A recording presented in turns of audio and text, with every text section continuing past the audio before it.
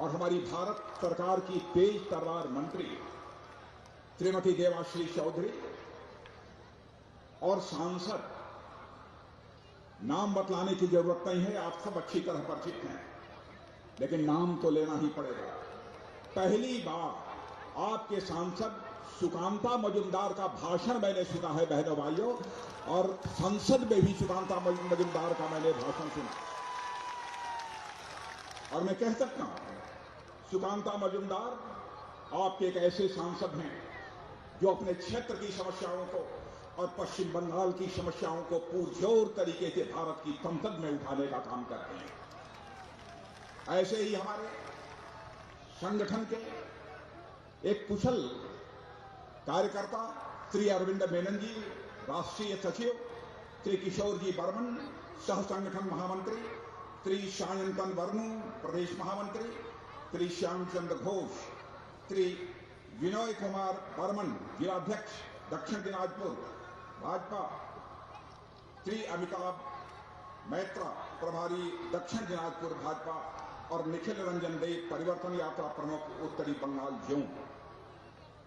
और इस मैदान में उपस्थित मेरे सभी सम्मानित बहनों एवं भाइयों, चूंकि लगभग 5-6 वर्षों तक मैं पार्टी का अध्यक्ष भी रह चुका हूं, मंत्री के रूप में भी केंद्र में जिम्मेदारी संभाली, और जब मैं उत्तर प्रदेश का मुख्यमंत्री था तब भी पश्चिम बंगाल में सभाओं को संबोधित करने का मुझे अवसर प्राप्त हुआ। लंबे समय से रहा, लेकिन इस बार की सभाओं में पश्चिमी बंगाल में बहनों भाइयों जिस प्रकार की भीड़ और जिस प्रकार का जुनून हमको देखने को मिलता है, मैं इस नतीजे पर पहुंचा हूं कि अब बंगाल की जनता ने मन बना लिया है कि ममता दीदी को जाना है और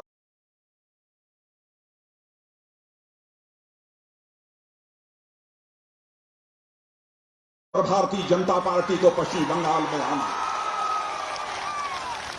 और आज 2019 के बाद पहली सभा भी मैं कहीं पर संबोधित कर रहा हूं तो बालूर घाट में कर रहा हूं। यह हमारी पहली सभा, मैं पहली बार आप लोगों के बीच आया, फिर भी तालियां बजाकर, नारे लगाकर जिस गर्मजोशी के साथ आपने स्वागत किया है, बहनों भाइयों मैं कहना चाहूंगा, भारत की परंपरा, शिष्टाचार का तकावा, स्वागत, अभिनंदन और सलाम दुआ कभी एकतरफा नहीं होना चाहिए। इसलिए मैं भी अपनी तरफ से शीश झुकाकर इस बालूर घाट की जनता का हार्दिक अभिनंदन करता हूं, आप सभी का मैं स्वागत करता हूं। यह बालूर घाट मां बुरी काली की पवित्र भूमि है, यह मां बोलना रक्षा काली की यह पवित्र भूमि है बहनों भाइयों। और इस बार यदि हमको अपने सभाओं की शुरुआत भी यदि कहीं से करनी पड़ी है तो बालूर घाट के एक ऐसे पवित्र भूमि से करने का अवसर प्राप्त हुआ है। मैं भूल नहीं सकता सरोज रंजन चट्टोपाध्याय को, ऐसे क्रांतिकारी को, उस सरोज रंजन चट्टोपाध्याय की भी क्रांतिकारी की धरती यह बालूर घाट है बहनों भाइयों। और तेभागा आंदोलन का यह स्थान है, यह केंद्र है। मैं समझता हूं कि हर व्यक्ति इस बात से अच्छी तरह परिचित हो। और मनमथ राय जैसे नाट्यकर्मी के रंगभूमि भी इस बंगाल में यदि कोई है, यह बालूर घाटी है बहनों भाइयों, जहां पर आज खड़े होकर मैं सभा को संबोधित कर रहा हूं।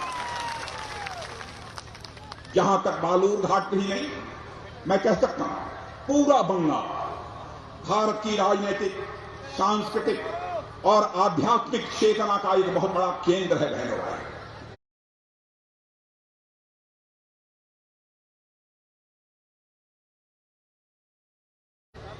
और इतना ही नहीं, मैं तो ये कहता हूं बंगाल की राजधानी कलकत्ता तो कभी यह भारत की आर्थिक राजधानी हुआ करती थी, लेकिन लगातार 34 वर्षों तक यहां सीपीएम की सरकार रहने के कारण और 10 वर्षों से यहां पर टीएमसी की सरकार रहने के कारण बहनों भाइयों, हमारा यह कलकत्ता और यह बंगाल जो एक औद्योगिक केंद्र के रूप में माना जाता था, औद्योगिक राज्य के रूप में माना जाता था, 44 साल में इन दोनों राजनीतिक पार्टियों ने बंगाल को तबाह कर दिया, बर्बाद कर दिया। बंगाल की भूमि के महत्व को केवल बंगाल के लोग ही नहीं जानते, दुनिया के दूसरे देशों में रहने वाले जो लोग भी भारत के बारे में जानते हैं उनको इस बात की अच्छी तरह जानकारी है।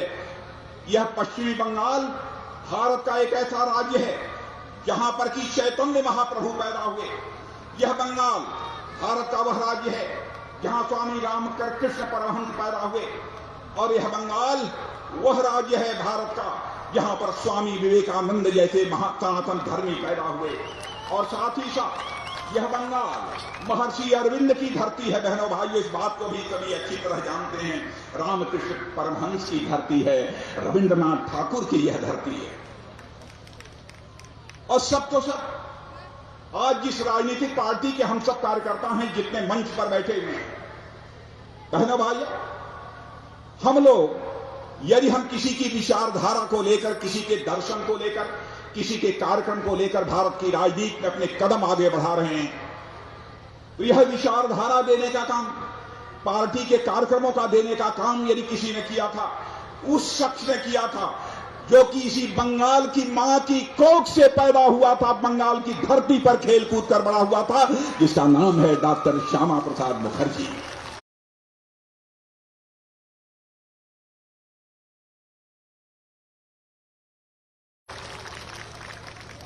हम उन्हीं के रास्ते पर आगे बढ़ गए। आदरणीय अटल बिहारी वाजपेयी जी के नेतृत्व में मिलीजुली सरकार बनी।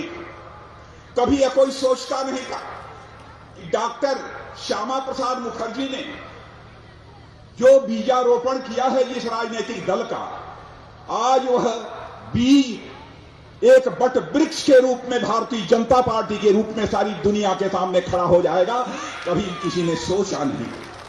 और आपने देखा 2014 में आपके आशीर्वाद से, आपकी शुभकामनाओं से भारतीय जनता पार्टी को स्पष्ट बहुमत हासिल हुआ है।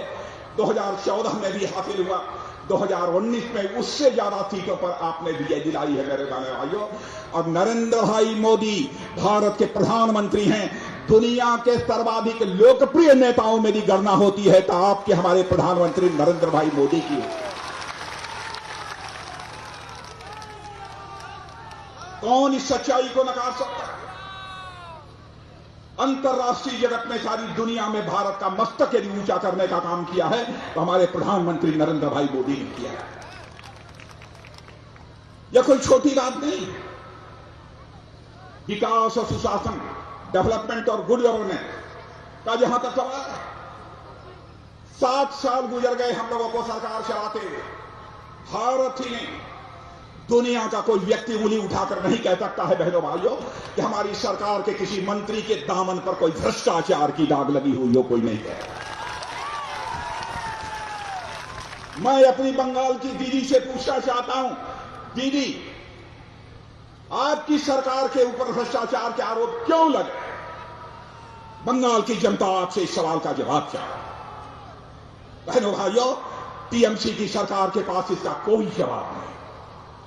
विकास का जहां तक सवाल है, कम्युनिस्ट पार्टी के लोगों से पूछना चाहता हूं, कांग्रेस के लोगों से पूछना चाहता हूं, 34 साल लगातार कम्युनिस्ट पार्टी की सरकार रही, क्या बंगाल में विकास किया? 10 वर्षों से यहां पर टीएमसी की सरकार है, क्या विकास हुआ है यहां? मैं यकीन दिलाकर जाना चाहता हूं बहनों भाइयों, और मेरी बातों पर आपको भरोसा न हो, यकीन न हो, जिन राज्यों में हमारी सरकारें हैं वहां जाकर आप देख लीजिए। 5 वर्षों में हम बंगाल की तकदीर को बदल देंगे बहनों भाइयों, तस्वीर को बदल देंगे, हम आपको यकीन दिलाना चाहते हैं। सरकार चलाने की कला यदि किसी के पास है तो वह भारतीय जनता पार्टी के पास है। और एक मोदी जी जैसा सशक्त और प्रभावी नेतृत्व भी मिला।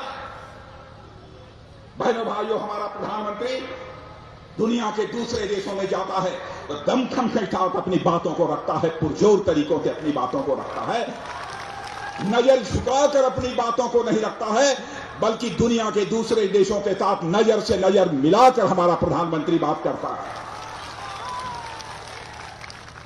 जहां तक विकास का सवाल है, मैं दूर नहीं ले जाना चाहूंगा। मैं यही दिनाजपुर की मैं बात करना चाहता हूं। हमारे सुकांता जी मजूमदार यहां पर आपके सांसद बैठे हैं, मैं इसका श्रेय इनको भी देना चाहता हूं। इन्होंने भरपूर कोशिश की। दिनाजपुर में रेल कनेक्टिविटी का जहां तक सवाल है, मैं कह सकता हूं हमारी सरकार आने के बाद पहले से हालात सुधरे हैं, बेहतर हुई है। यह सच हो तो ताली बजाइएगा, न हो तो मत बजाइए। बहनों भाइयों, आपसे मैं झूठ बोलकर आपका समर्थन नहीं हासिल करना चाहूंगा। आपकी आंखों में धूल झोंककर आपका समर्थन नहीं हासिल करना चाहूंगा। आपका समर्थन यदि आप हासिल करना चाहूंगा तो आपकी आंखों में आंख डालकर मैं आपका समर्थन हासिल करना चाहूंगा। 2014 से लेकर 2018 के बीच रेलवे को हमारी सरकार ने 5,437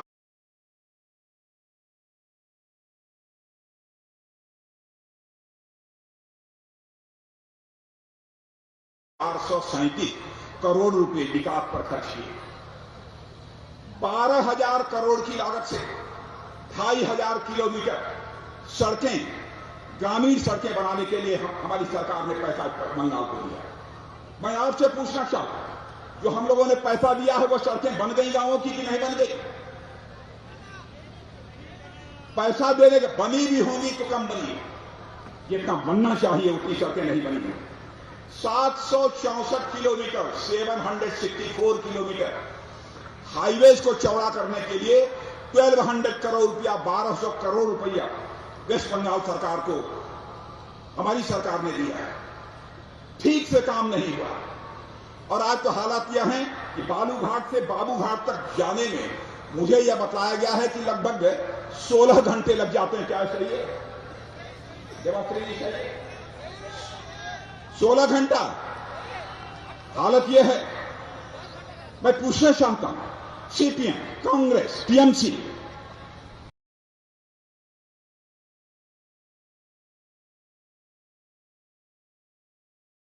क्या यही विकास पश्चिम बंगाल का आप लोगों ने किया है? और बहनों भाइयों, इस बार के बजट में आपको बतला कर जाना चाहता हूं, इस बार के बजट में 8,500 किलोमीटर हाईवे बनाने का प्रस्ताव रखा गया है और इसमें से 25,000 करोड़ वेस्ट बंगाल के लिए एलोकेट किया गया है। लेकिन डर इस बात का है, कहीं यहां की टीएमसी की सरकार, हमारी दीदी की सरकार, इतना पैसा दिया गया है हाईवेज के लिए, कहीं इस मामले को भी लटका न दे, अटका न दे, भटका न दे, इस बात की हमको चिंता है। लेकिन मैं जानता हूं अब यह हाईवेज के लिए जो पैसा दिया गया अब वह न लटकने पाएगा, न अटकने पाएगा, न भटकने पाएगा। हाईवे बंद कर रहेगी क्योंकि अब तो टीएमसी जा रही है और भारतीय जनता पार्टी की सरकार आ है। बहनों भाइयों,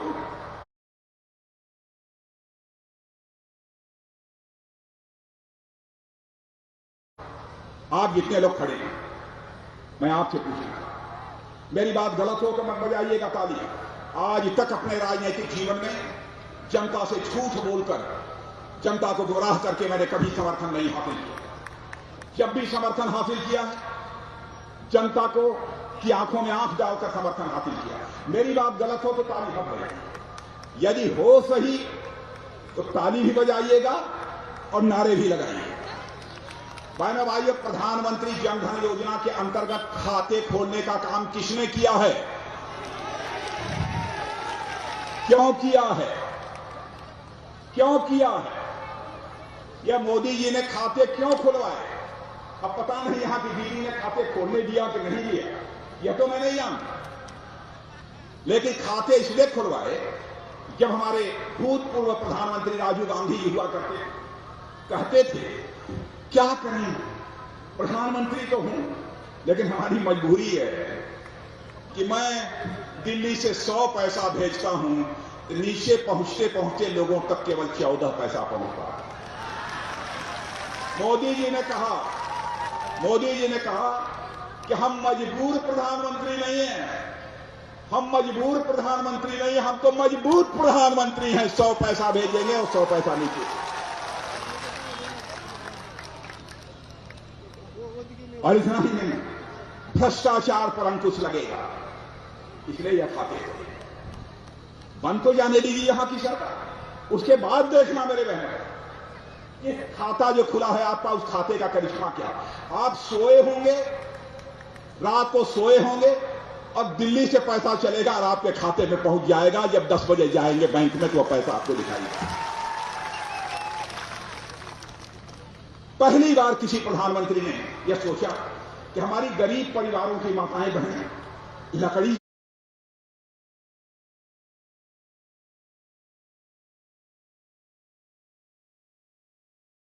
जलाकर, अंगीठी जलाकर खाना बनाती, आंखों में धुएं लगते हैं, आंसू निकलते हैं, खांसी आती है।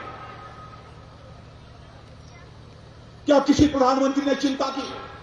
हमारे प्रधानमंत्री जी ने कहा हम इस भारतवर्ष के अंदर एक भी गरीब परिवार रहने नहीं देंगे जिस पर गरीब परिवार के घर में गैस का सिलेंडर न पहुंच जाए। और बहनों भाइयों, प्रधानमंत्री उज्ज्वला योजना के अंतर्गत सिलेंडर पहुंच जाए। लेकिन मैं जानता हूं कि जितना यहां पहुंचना चाहिए नहीं पहुंच पाया, क्योंकि राज्य सरकार को जितना सहयोग करना चाहिए राज्य सरकार ने इसमें सहयोग नहीं किया।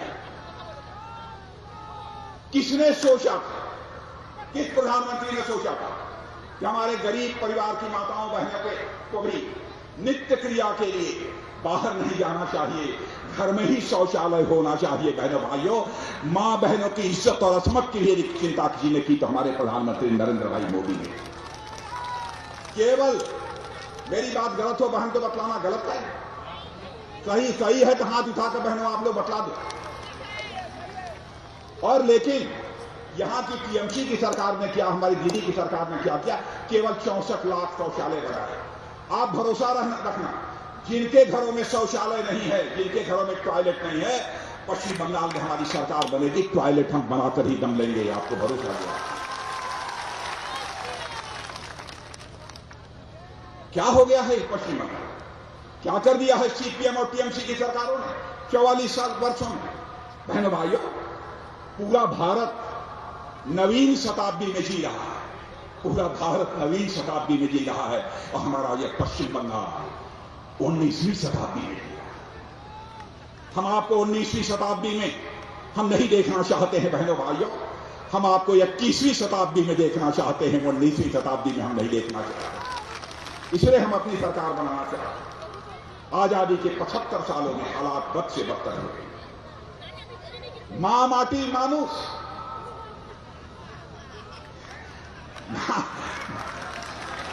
हे भगवान रक्षा करो, क्या हो गया। मां माटिस मां माटी अमानु, तीनों की सुरक्षा की गारंटी देकर टीएमसी ने अपनी सरकार बनाई। बहनों भाइयों, मैं जो जानता हूं आप मुझसे बेहतर जानते होंगे, आज न मां सुरक्षित है, न माटी सुरक्षित है, न मानुष सुरक्षित है। अराजकता का बोलबाला, पॉलिटिकल वायलेंस, राजनीतिक हिंसा का सिलसिला दौर चल रहा है। हमारे 150 कार्यकर्ता मारे गए, कौन देगा इसकी कीमत?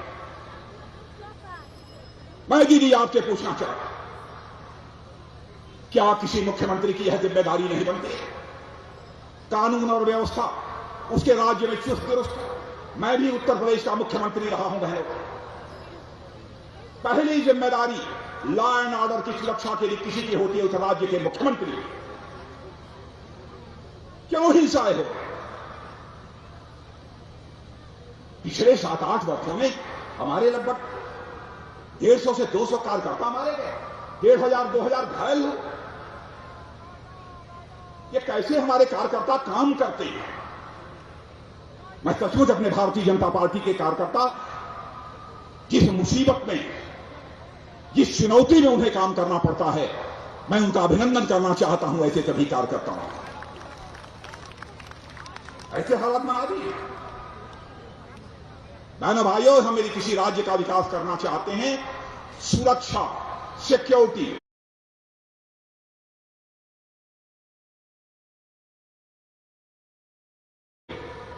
यह पहली शर्त होती है।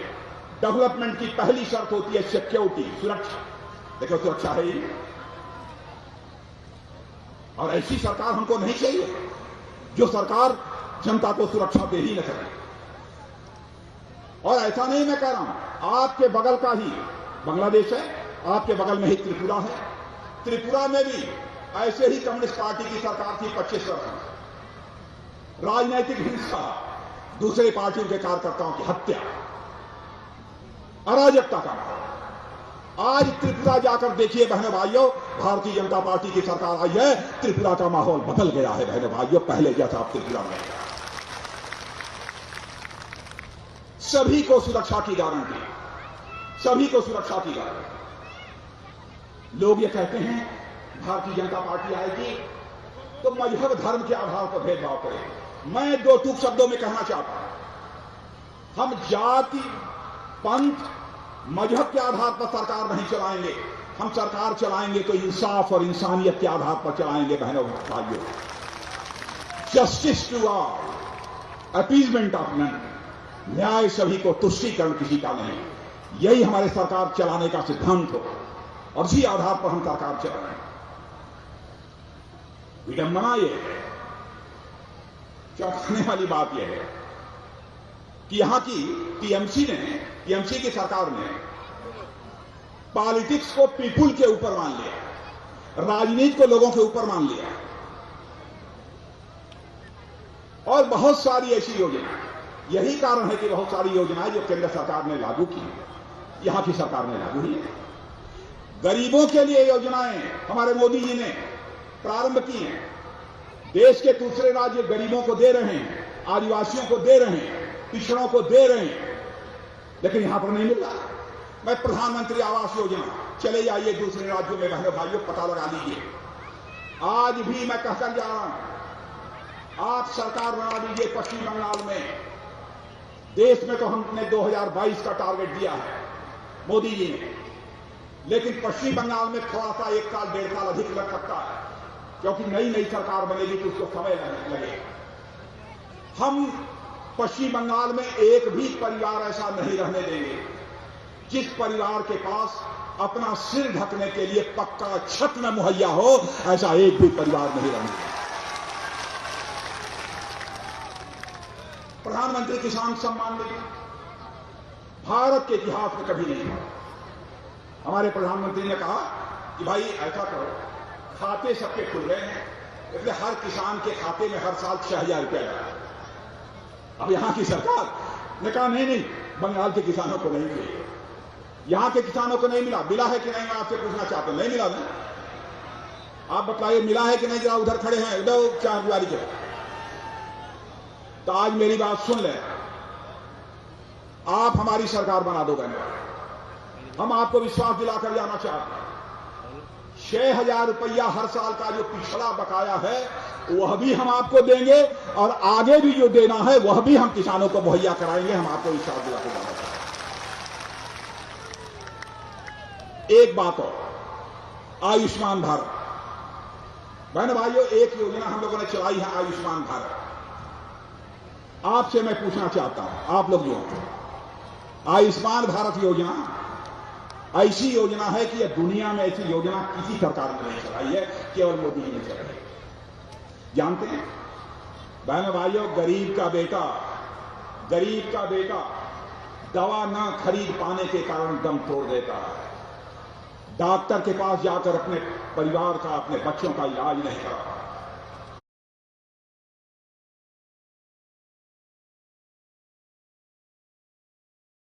मोदी जी ने कहा यह हमको मंजूर नहीं है। उन्होंने आयुष्मान भारत योजना सारे देश के लिए लागू कर दी है। अब यहां सरकार बनेगी, आयुष्मान भारत का कार्ड आपके हाथों में होगा। सुन लो ध्यान से, आयुष्मान भारत का कार्ड आपके हाथों में होगा। ताली मत अभी मत बजाओ। आयुष्मान भारत का कार्ड आपके हाथों में होगा और प्रतिवर्ष 5 लाख रुपए तक का मुफ्त में आपका इलाज होगा। यह है आयुष्मान भारत। और यदि एक साल में आपकी 5 लाख खर्च करने के बावजूद भी तबीयत ठीक नहीं होती है तो अगले साल के लिए भी 5 लाख रुपया हमारी सरकार खर्च करेगी। यह है आयुष्मान भारत योजना। यह किसी देश में नहीं। मैं कहना चाहता हूं ममता जी, क्या राजनीति केवल सरकार बनाने के लिए की जानी चाहिए? मैं आपसे पूछ रहा हूं मेरे भाई, क्या राजनीति केवल सरकार बनाने के लिए की जानी चाहिए? बहनों भाइयों, हम लोग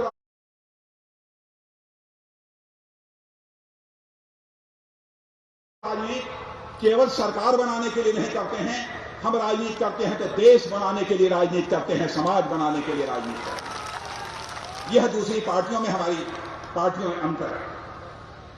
और यहां पर जो भ्रष्टाचार है, यहां पर जो हिंसा है, राजनीतिक हिंसा है, इसको भ्रष्टाचार, राजनीतिक हिंसा को मैं कोविड-19, कोरोना इसे कहते हैं, जैसी महामारी में मानता हूं। भ्रष्टाचार और राजनीतिक हिंसा यह पश्चिमी बंगाल की एक महामारी है, पैंडेमिक है, कोरोना जैसी। और बहनों भाइयों, भ्रष्टाचार की इस महामारी की वैक्सीन भारत में यदि किसी के पास है तो वह केवल भारतीय जनता पार्टी के पास है, हमारे प्रधानमंत्री के पास है, और किसी के पास नहीं। हमने कभी तोलाबाज का नाम नहीं सुना। तोलाबाज क्या हुआ? तोलाबाज क्या हुआ जानते हैं? तोलाबाज हम तो सुने ही नहीं। पहली बार मैंने लोगों से पूछा तोलाबाज होता क्या, तो बताया कि तोलाबाजी से। अब कटमनी चटसा तो गरीब हालत कहां चला जाता है? बहनों भाइयों, पश्चिम बंगाल में यह पुलिस स्टेट बना दिया है टीएमसी के द्वारा, पुलिस स्टेट बना।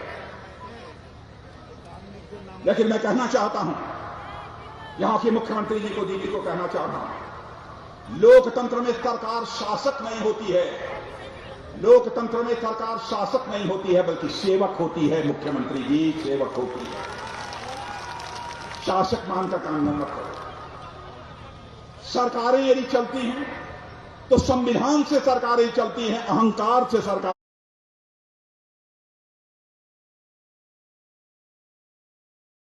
नहीं चलती है। बहनों भाइयों, सीखना है तो हमारे प्रधानमंत्री मोदी जी से सीखो। कुल्याम मैंने एक चैनल देखा, चैनल का नाम तो नहीं लेना चाहूंगा।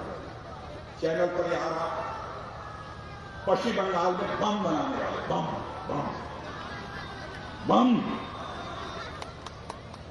वो कह रहे थे, कहां हम लोग बम बनाते हैं? चुनाव में लोग ले जाते हैं। भाई बम बनेगा, इस बम की फैक्ट्री बनाने की, बंद कराने की जिम्मेदारी किसकी हो? लेकिन यकीन दिलाकर जाना चाहता हूं मेरे बहनों भाइयों, हम लोगों की सरकार बनेगी, या बम होगा या हम होंगे, फैसला कर लें। बहनों भाइयों, हिंसा को किसी भी सूरत में इजाजत नहीं दी जा रही। देख लीजिए नॉर्थ ईस्ट में हिंसा का बोलबाला था। नॉर्थ ईस्ट में आज अमन चैन है, शांति व्यवस्था वहां पर कायम है। असम में हमारी सरकार तेजी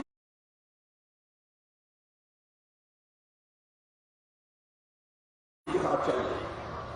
और बहनों भाइयों, कई सी जो यहां की बंगाल की मां की कोख से पैदा हुए डॉक्टर श्यामा प्रसाद मुखर्जी ने की, सरकार बनने के बाद हम लोग पूरा कर रहे हैं। जम्मू कश्मीर की धारा 30 और 70 को चुटकी बजाकर हम लोगों ने समाप्त कर दिया। किसके कहने पर किया? इसी बंगाल की मां की कोख से पैदा हुए डॉक्टर श्यामा प्रसाद मुखर्जी, जिन्होंने हमारी पार्टी बनाई है, उनके कहने पर ये किया। आतंकवाद के खिलाफ सीमा पर हम लोग प्रभावी कार्रवाई कर रहे हैं, ये बताने की आपको जरूरत नहीं। सरकार हमारी कैसी है, इसके बारे में बहुत चर्चा तो नहीं करना चाहता, लेकिन कुछ करना पड़ेगा। चाइना और भारत के बीच इधर कुछ टसल हुई थी, मालूम है? हुआ लेकिन देखिए, यहां से लेकर वो सब सारे जितने लोग हैं, मैं सबसे निवेदन करना चाहता हूं, देश के मान सम्मान स्वाभिमान का प्रश्न। मेरे बहनों भाइयों, हमारे सेना के जवानों ने जिस शौर्य और पराक्रम का परिचय दिया है, बहनों भाइयों, आज सारी दुनिया में भारत का मस्तक ऊंचा हो गया है। ऐसे सेना के जवानों का हाथ उठाकर सभी के द्वारा हार्दिक अभिनंदन किया जाना चाहिए, उनका स्वागत किया जाना चाहिए। और आज आपको याद है बालाकोट की एयर स्ट्राइक आज यही के दिन 2019 में हुई थी। आज यही के दिन हुई थी।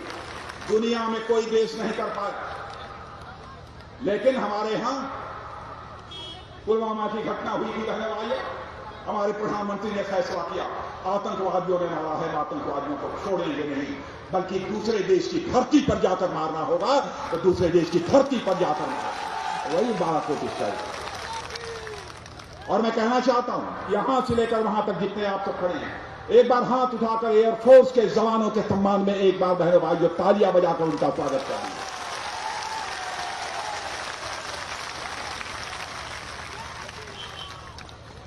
कितनी बातों की मैं चर्चा करूं, चाहे सीमाओं की सुरक्षा हो, चाहे देश की सुरक्षा का सवाल। न हम सीमाओं की पवित्रता को भंग होने देंगे और न देश में असुरक्षा बढ़े कि हम किसी भी सूरत में इजाजत मेरे बहनों भाइयों नहीं करें। आपका बांग्लादेश से लगा हुआ यह जिला भी है। अब यह बताइए, अभी हमसे दिलीप घोष का पता है, कह रहे थे कि भाई साहब अभी 900 किलोमीटर का कोई न फेंसिंग लगी है न बॉर्डर आउटपोस्ट। मैंने कहा क्या करें, यहां की सरकार जमीन दे तब ना। मैं गृह मंत्री था, उस समय से बातचीत चल रही है बहनों भाइयों नहीं, लेकिन यकीन रखना स्मगलिंग, ह्यूमन ट्रैफिकिंग, घुसपैठ, यह सब रुकेगी और सरकार बनने के 2 से 3 साल के अंदर रुक जाएगी। हम फेंसिंग कराएंगे, बॉर्डर आउटपोस्ट बनवाएंगे। एक नागरिकता कानून का भी मामला चल रहा था, आप जानते हैं, मैं ज्यादा में नहीं हूं, जो प्रताड़ित होकर पाकिस्तान, अफगानिस्तान, बांग्लादेश से आए हुए हैं, उनको यदि भारत की नागरिकता भी देनी होगी तो हम भारत की नागरिकता भी देंगे। यह भी मैं आपको भरोसा दिलाकर मैं जानना चाहता हूं, किसी को इस पर शंका नहीं होनी चाहिए। मैं तो आप लोगों से यही निवेदन करने आया हूं बहनों भाइयों, इन तोलाबाजों से, घोटालों से इस बंगाल को मुक्ति दिलाई, यही मैं आप सबसे अपील करने आया हूं। सच्चाई है कि यहां की टीएमसी सरकार भारत के फेडरल स्ट्रक्चर, भारत के संघीय ढांचे को चुनौती दे रही है। यह कोई छोटा अपराध नहीं। मैंने भाई, देश की एकता, अखंडता हमारे लिए सर्वोपरि। दुनिया की कोई ताकत भारत के संघीय ढांचे को, भारत के फेडरल स्ट्रक्चर को चुनौती नहीं दे सकती, जब तक यहां पर भारतीय जनता पार्टी। और आपको जानकर आश्चर्य होगा, कांग्रेस की सरकार भी दिल्ली में रही है। 13th फाइनेंस कमीशन 5 साल के लिए कांग्रेस की सरकार ने बंगाल को कितना पैसा दिया था, मैं आंकड़े बता देता हूं। मेरी बात गलत हो तो मुझे चिट्ठी लिखकर भेज देना, टेलीफोन पर हमको बता देना, अखबारों में खबर दे देना। 13th फाइनेंस कमीशन के अंतर्गत बंगाल को 1,32,000 करोड़, 1,32,000 करोड़ यह कांग्रेस नेतृत्व की यूपीए सरकार ने दिया। लेकिन हम लोगों की सरकार आने के बाद, मोदी जी की सरकार आने के बाद, अब मैं बतलाता हूं, कांग्रेस के समय 1,32,000 करोड़ दिया और हम लोगों ने 14th फाइनेंस कमीशन के अंतर्गत 5 साल के लिए 4,48,000 दिया है बहनों भाइयों पश्चिम बंगाल के लिए। इसके बावजूद हमारी दीदी, हमारे नरेंद्र मोदी जी को दोष देती है। बांग्ला में कहावत है बहनों भाइयों, जो तो दोष नंदो घोष।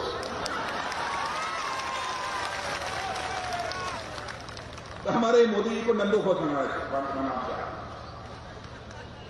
नहीं होगा दीदी, नहीं होगा। दोस्तों, बहुत हो गया। और नोई और नोइन्ना। अब अन्याय नहीं होगा, आगे नहीं चलने पाएगा। हमारा प्रोनाउंसिएशन ठीक है नहीं? ठीक है। भारतीय सनातन परंपरा के ध्वज वाहक स्वामी विवेकानंद की धरती है बहनों भाई। सनातन धर्म का भी हम बंगाल की धरती पर अपमान नहीं होने देंगे। हम किसी धर्म का अपमान नहीं, यह भी आपको विश्वास दिलाकर जाना चाहिए। जब मैं कभी सुनता हूं कि मां दुर्गा की प्रतिमा के विसर्जन का प्रतिबंध होगा, कभी मैं सुनता हूं कि मां सरस्वती पूजा के ऊपर प्रतिबंध लगे, क्या धार्मिक स्वतंत्रता नहीं रहनी चाहिए? किसी धर्म मजहब का कोई हो, धार्मिक स्वतंत्रता सबको मिलनी चाहिए। इन सब सारे मुद्दों को लेकर बहनों भाइयों हम जनता के बीच जा रहे हैं। मैं यह अपील आप सबसे करने के लिए आया और मैं आपके प्रति आभार व्यक्त करना चाहता हूं। यहां संसदीय क्षेत्र से तो आपने जिता दिया है हमारे सुकांता मजूमदार जी। इतना ही नहीं, आपने 42 में 18 सीटों पर भारतीय जनता पार्टी को विजय दिलाकर भारत की संसद में भेजा है।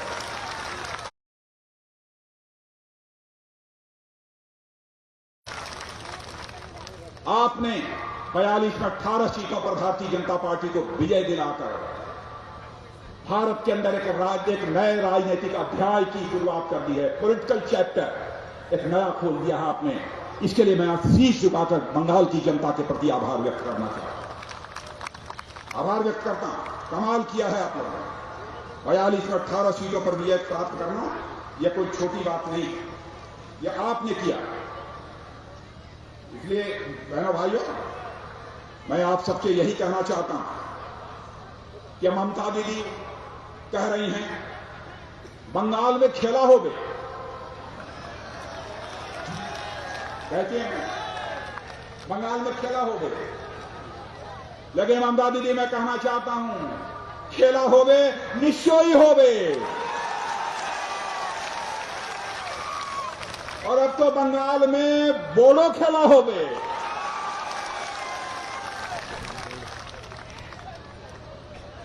यही खेला विकास का खेला हो गए,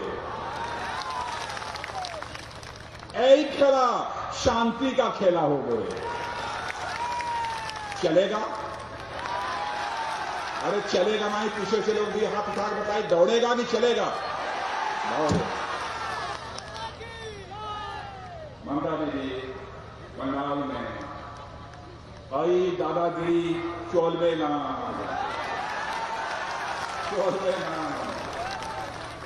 यही समय परिवर्तनों समय अच्छे, परिवर्तनों समय अच्छे। आप लोग जो खड़े हैं ये सही है, परिवर्तनों अच्छे या नहीं? परिवर्तन करिए, परिवर्तन करिए। और आप मेरी बातों से सहमत होंगे तो एक बार तालियां बजाकर मुझे विश्व भरोसा भी दिला दीजिए।